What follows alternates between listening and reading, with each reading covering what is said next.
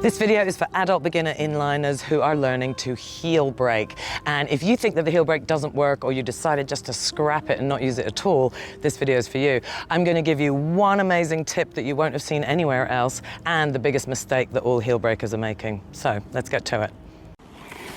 Notice how quickly the heel brake stops me. You can even see the brake marks on the ground, and that's way cheaper than shredding your wheels in a T-stop. So the big tip, the exact place where your heel brake engages with the ground is super important and will determine if it's successful or not. Let me show you what I mean. So stand static with your heels against a curb so you're not rolling, okay? And I want you just to, the normal advice given is to scissor forwards and lift the toe. And you know, lifting that toe can be quite difficult and it takes particular muscles. And I want you to watch this alternative. Just scissor forwards as far as you can until your brake just sort of lifts up all by itself. Now, why is it lifting up? Have a look at this gap here. As I scissor forwards, the bottom of my leg starts to push against the cuff, and if I keep pushing it forwards, it will just create this lever and the brake goes on. So this is not about locking your front knee. You still retain a micro knee bend, but you engage the brake by going forwards, forwards, forwards, forwards, and the brake goes on. This then means you're going to be in front of this imaginary line at the front of your front wheel. Your brake needs to go on next to it or in front of it every single time. The moment that you brake before that line, you're going to have problems and it's not going to work. So here's the cuff lever in action, and it puts the brake exactly in the place you need it to be. So once again, I'm going to push it forwards. It's going to lever on the cuff. So again, notice the touch of the lower ankle with the cuff, creating the perfect ending, yeah? You do not want to have your feet wide when you heel brake. You want them super narrow. So begin narrow, apply the brake in front, and keep nice and narrow.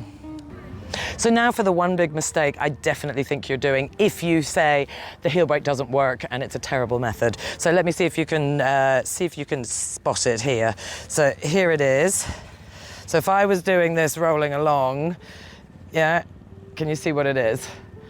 Right, I'm going to do it rolling along now. So here's the mistake. I've got the brake on, but I'm not really stopping. Yeah, so it's not a really effective heel brake. Last time. There it is. Okay, did you spot what the mistake was? I'll show you now. The mistake was having your weight on the back half of this foot at the back. So let's talk about a foot. I'm not a great artist, but let's imagine that's a foot with some toes. If you take the whole length of that foot from here to here and you cut it in half, yeah, I basically want you to ask the question, is your weight on the back half, yeah, of this back foot when you're in scissor, okay? And if it is, it's gonna make a scissor that doesn't feel balanced and like it could go over backwards if your weight is here on the back half. What we want instead, and it combines with the first tip we did, is down onto the front half of this foot. Yeah, so what we want is this nice and heavy with weight, the front half of your foot, yeah? And that's gonna make for a really solid heel brake stop. Okay, so let's see the difference of what this looks like. And again, now I'm combining the tip of rolling the scissor forwards with having the weight on the ball of this front foot, the front half of this foot. Yeah, one more time. So the tip and the problem at the same time. Front half of the foot, reaching forwards, reaching forwards, reaching forwards, using the cuff as a lever. So those 2 points are going to radically change your heel brake stopping forever. Let me know in the comments below if that works for you. If you want more tips like these, especially for beginners, check out my beginner starter pack. 4 videos that are going to get you pushing, gliding, striding, steering, and really understanding the physics and the mechanics of skating. Don't miss that. I don't put a lot of those things on YouTube. See you there.